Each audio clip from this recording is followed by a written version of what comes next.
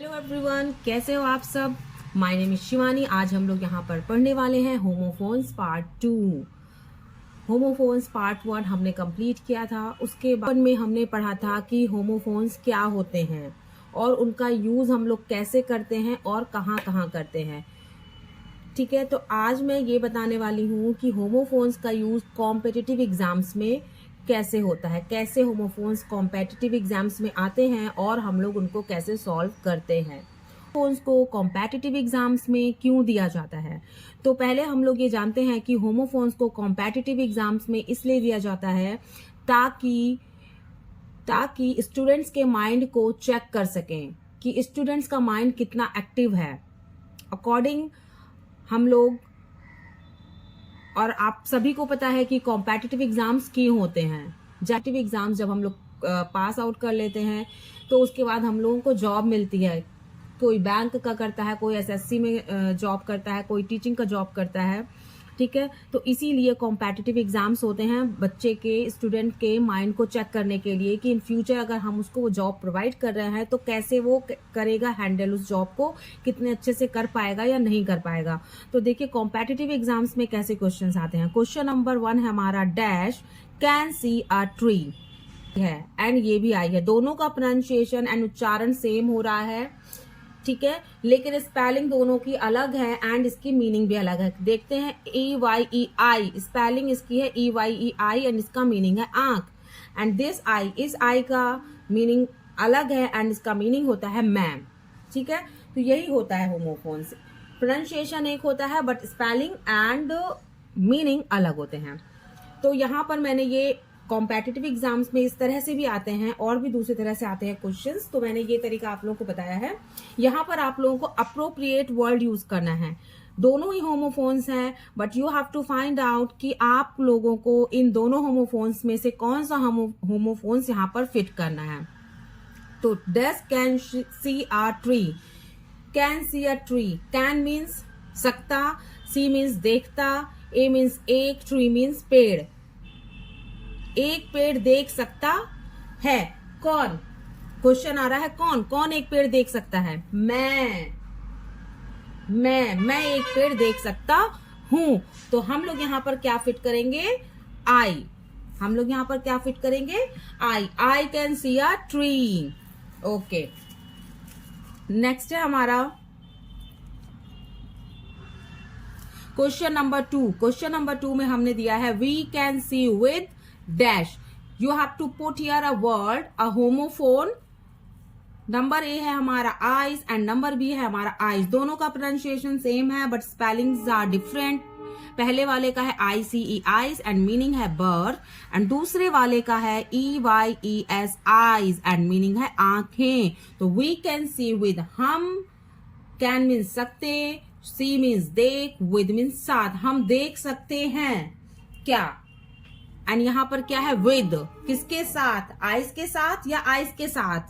You have to think यहाँ पर क्या आएगा, किसके साथ। हम लोग किससे, कॉमन सेंस लगाइए कि हम लोग किसके साथ देखते हैं। कि किसी भी चीजों को हम लोगों को देखना होता है तो हम लोग क्या यूज करते हैं, EICE यूज करते हैं, EYES यूज करते हैं, या राइट हम लोग EYES यूज करते हैं, आईज यूज करते हैं किसी चीजों को देखने के लिए। तो यहां पर आएगा आईज। नंबर 3 है क्वेश्चन हमारा, they are near the dash. They means वे, आर मीन्स है, नियर मीन्स पास, एंड जो दा लगा है उसके बाद ये वर्ड आएगा। तो 2 ऑप्शन है हमारे पास। नंबर ए है CSEEC एंड दूसरा है सी। दोनों का प्रोनाउंसिएशन सेम है, स्पेलिंग है SEEC जिसका मतलब है देखना, एंड दूसरे वाले का मतलब है समुद्र, स्पेलिंग है SEAC। ठीक है, तो दोनों स्पेलिंग चेंज है एंड मीनिंग चेंज है। तो दे आर नियर द सी, वे पास में है, किसके पास में है, सी देखना या सी समुद्र। ऑब्वियसली हम लोग यहाँ पर SEA यूज करेंगे क्योंकि वे समुद्र के पास है। तो यहाँ पर हम लोग लगाएंगे SEAC। गुड। क्वेश्चन नंबर 4 है हमारा, he is going there forest. यहाँ ऑप्शन दिए हुए हैं, number A, number B and number C. Number A है 2, नंबर बी है 2, नंबर सी है 2। सभी के प्रोनाउंसिएशन सेम है but spelling and meaning different है। पहले वाले TOO का मतलब है भी, TWO2 का मतलब है दो एंड TO2 का मतलब है का, की, के। कैसे? कहीं पर की, कहीं पर के इन हिंदी। इंग्लिश में तो टू ही आएगा। ठीक है, तो he is going dash forest. क्या? ही इज गोइंग, वह जा रहा है जंगल, वह जंगल जा रहा है भी, वह जंगल भी, या वह दो जंगल, या वह जंगल को जा रहा है, वह जंगल को जा रहा है। तो he is going to forest. यहां पर कौन सा टू आएगा? TO2। नंबर 5 है हमारा she has dash the curiosity of staff. Number A है पीक, नंबर बी है पीक, नंबर सी है पीक। तीनों का प्रोनाउंसिएशन सेम है but spellings are different and meanings are also different. पहला है हमारा PEAK, पीक। पीक का मतलब होता है अधिकतम ऊंचाई, यानी कि मैक्सिमम हाइट।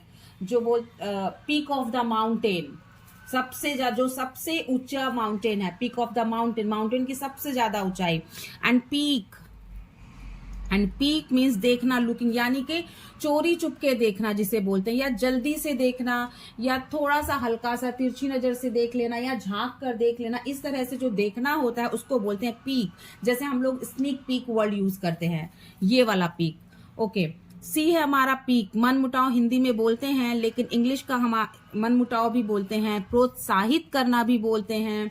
एंड इंग्लिश में होता है स्टिमुलेट समवन्स इंटरेस्ट, यानी किसी के इंटरेस्ट को, किसी की क्यूरियोसिटी को प्रोत्साहित करना, आगे बढ़ाना, उसको मतलब हिम्मत देना। इस तरह से हम लोग बोल सकते हैं।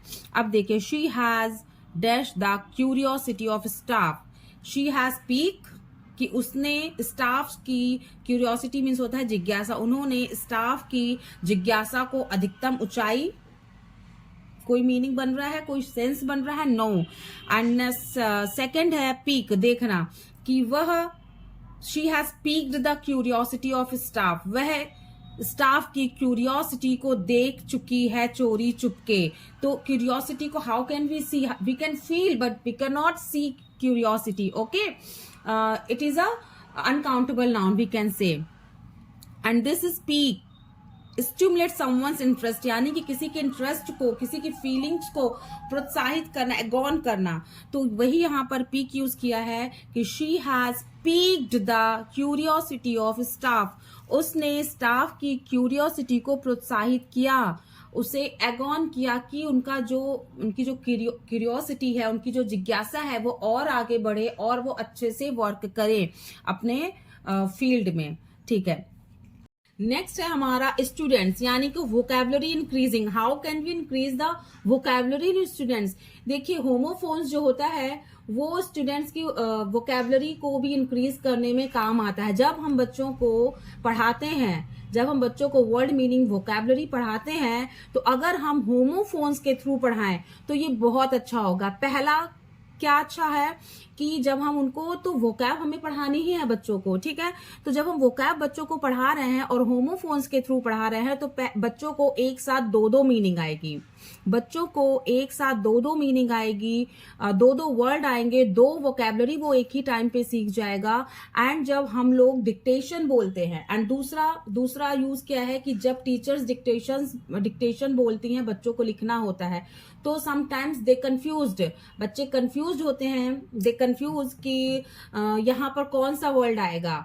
तो उस समय अगर हम बच्चों को पढ़ा चुके होते हैं होमोफोन्स छोटी क्लास से, तो बच्चे कंफ्यूज नहीं होते हैं कि वहां पर कौन सा सेंटेंस में कौन सा वर्ड आएगा, कौन सा नहीं आएगा, या कौन सा कब कहाँ कैसे आना है। ठीक है, तो वोकैबुलरी हमारी इंक्रीज होती है एंड डिक्टेशन राइटिंग के टाइम पे बच्चों को प्रॉब्लम नहीं होती है। एंड अगर इन फ्यूचर कोई बच्चा ऐसा है जो राइटर बनना चाहता है, तो उसके लिए भी ये बहुत ही ज्यादा यूजफुल होते हैं होमोफोन्स, क्योंकि उन्हें पहले से ही होमोफोन्स आ रहे होते हैं। तो उनकी राइटिंग में वो अपनी, जब राइटिंग करते हैं तो वो अपनी राइटिंग को इम्प्रेसिव बना सकते हैं, इफेक्टिव बना सकते हैं, और उन्हें बहुत ज्यादा मेहनत नहीं करनी पड़ती है।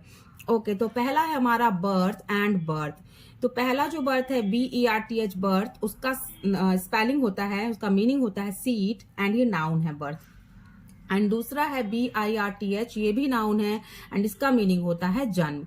एग्जाम्पल से समझते हैं, a baby, a baby took birth on a birth. A baby took birth यानी कि एक बच्चे ने जन्म लिया ऑन अ बर्थ, किस पे? बर्थ पे, यानी सीट पे। शिप का हो सकता है, ट्रेन का हो सकता है, इट कैन बी एनी।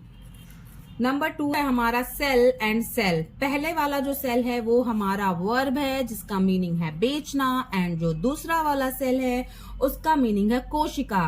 कोशिका क्या होती है? बेसिकली हमारे बॉडी पार्ट में होती है कोशिका, हिंदी में बोलते हैं। एंड हम लोग ये भी बोल सकते हैं जो शेल्स होते हैं वो बेसिक पार्ट्स होते हैं हमारी बॉडी के, ठीक है, उनसे ही बहुत सी चीजें बनती हैं। जैसे कि यहाँ पर मैंने एग्जाम्पल में भी लिखा हुआ है, cells provide structure and function for all living things. यानी कि जो सेल्स होते हैं, जितने भी लिविंग थिंग्स हैं, उनको स्ट्रक्चर और फंक्शन प्रोवाइड करती है। बहुत बड़ा रोल होता है सेल का। And we can sell our body parts. पहले वाला सेल क्या है? ये है। एंड दूसरा वाला क्या है? We can sell our body part. And हम अपनी बॉडी पार्ट को सेल भी कर सकते हैं, लाइक आईज हमारी होती है, किडनीज होती हैं, ठीक है, इस तरह से। तो मैंने यहाँ पर कुछ वर्कशीट्स दिए हुए हैं, मतलब हाँ, मैंने यहाँ पर कुछ वर्ड्स लिखे हुए हैं होमोफोन्स के, आप देख सकते हो। इसका मीनिंग मैंने नहीं लिखा हुआ है, क्यों? क्योंकि मैंने यहाँ पर असाइनमेंट दिया हुआ है आपको। असाइनमेंट दिया हुआ है आपको, ये 5 सेंटेंसेस हैं। यहाँ पर आप लोगों को वो वर्ड्स पुट करने हैं जो मैंने वर्कशीट होमोफोन में ऊपर दिया हुआ। इन्हीं में से ये जो भी 5 वर्ड्स यहाँ पर आएंगे ऊपर दिए गए होमोफोन्स में से ही आएंगे। चाहते हैं कि मैं और होमोफोन्स दूं, लेकिन विद मीनिंग एंड एग्जाम्पल्स के साथ, तो मैं जरूर दूंगी। उसके लिए आप लोगों को कमेंट बॉक्स में लिखना पड़ेगा यस। ओके, तो आई होप कि आज का मेरा वीडियो आप लोगों को यूजफुल लगा है, अच्छा लगा है। Please like, share and subscribe कीजिए। Thank you so much. Be happy. Bye bye. मिलते हैं नेक्स्ट वीडियो में।